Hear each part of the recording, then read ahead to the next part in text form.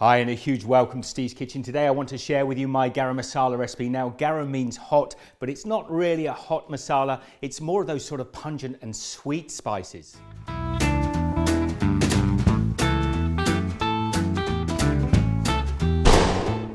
Now, if you ask 100 people for a Garam Masala recipe, you're going to get 100 different variations. It really is a personal preference. Let me show you what I like using.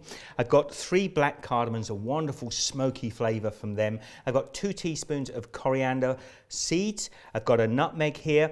I've got about a dozen or so green cardamoms, a Star Anise, a teaspoon of cumin. I've got 1 cinnamon stick here. 4 cloves. Now, I don't put too much cloves in. I find them a little bit bitter. I've got some mace, about half a teaspoon of black peppercorns, and 3 or 4 medium-sized bay leaves. Now, they are the spices that I love. And at the end of this, if you stick around, I'll show you a lovely little masala tea I'm going to make with this. Now, I like to toast these off, so I'm going to take these over to the stove now. Now, an important thing is to make sure your pan has got a solid base to it. And over here on the stove, I've got this on a medium heat, and I've just cracked into smaller pieces the nutmeg, the cinnamon, the mace, the star anise, and I've just cracked open the cardamom pods as well. So now we can start to toast these off. Now, we don't want them to actually burn, so whilst this heat is on, I want you to continue stirring all the time. If we burn the spices, we'll get a very bitter flavour. So don't try to rush this by having the heat too high. You'll know when your spices are ready because the smell coming off here is absolutely delicious. And a good indication is to look at the cumin and the cardamom seeds. If they start to go a little bit brown, then you know your toasting is ready. Now, not everybody toasts off their garam masala. I like to. We'll just give that pan the occasional shake. I really think it enhances the flavours so much. Now, these are getting close to ready now. I can see the cumin is starting to toast a little golden brown. Now, as I say, don't be tempted to rush this. This has come together beautifully now, and the smell coming off there is delicious. We don't want that to continue browning in the pan, so I'm going to pour it onto a cold plate and just let those spices cool down. Now, just quickly, with the black and green cardamom, I tend to remove the pods and just keep the seeds because I find the woody outside of these pods a little bit bitter. So they're very easy just to crack open and remove the seeds from inside.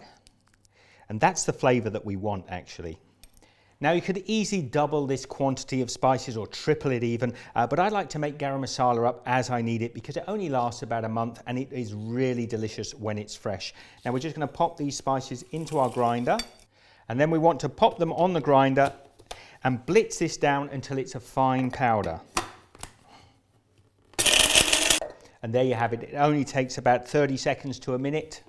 And we've got a wonderful fresh garam masala. Let me just show that to you. The smell that comes off of that is so delicious. Now, whenever I make up a garam masala, I'm going to have myself a masala tea. It's the sort of treat I like at the end of making a masala. I've got myself a saucepan here. Got my favourite black tea. Just going to take a teaspoon, half a cup of water, a nice big heaped teaspoon of my garam masala. Just want to pop this on the stove and bring it up to a boil and let that infuse for about 2 or 3 minutes to really infuse the flavours. And then I'm going to add just over a cup of full cream milk. I'm going to bring that back up to a simmer again. Now, I've used full cream milk, but actually evaporated milk works really well with this. And then we're just going to strain that into whatever your favourite teacup is. And for me, I like to sweeten it with just a little bit of honey. And there you have it. What better way to finish off making a garam masala than with a nice masala tea. Now, I might have added a little bit of fresh ginger in that as well, but here's to you. Cheers. And don't forget, garam masala is not just for masala tea. It goes into so many wonderful dishes. Anyway, I hope you've enjoyed the video. Please share the love, give this one a thumbs up, and I'll see you in the next recipe. Careful, this might be a bit hot. Oh, delicious.